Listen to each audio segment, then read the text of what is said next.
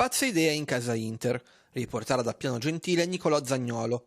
Nell'estate 2018 i nerazzurri sacrificarono il giovane centrocampista classe 1999 per avere Raja Nainggolan. L'avventura del Ninja a Milano è durata solo una stagione, mentre Zaniolo è esploso a Roma. Ora l'Inter pensa dunque di fare il percorso inverso, inserire Nainggolan e soldi nella trattativa per riavere Zaniolo. Il club nerazzurro vanta tra l'altro il 15% di una futura rivendita, fino a un massimo di 2 milioni di euro.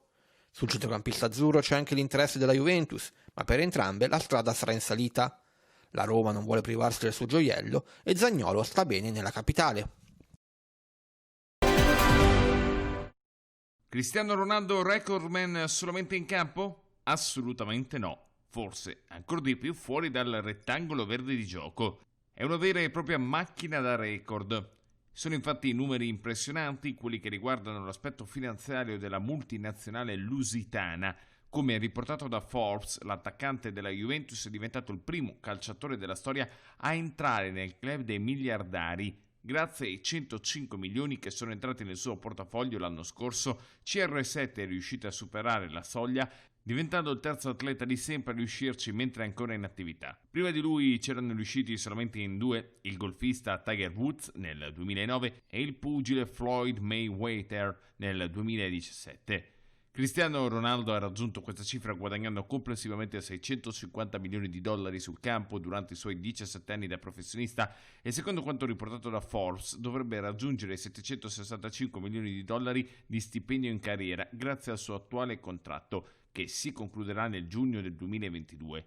Superato così anche il rivale Leo Messi, che però secondo le proiezioni dovrebbe entrare in questa elite nel 2021.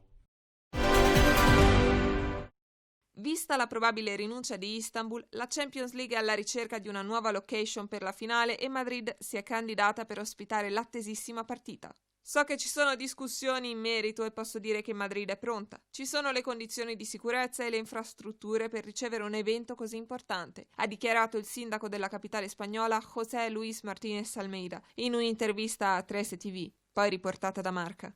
Ospitare la finale di Champions sarebbe un bel messaggio, la dimostrazione che nonostante il dramma che ha vissuto Madrid non si arrende e riparte, ha poi concluso Martínez Almeida.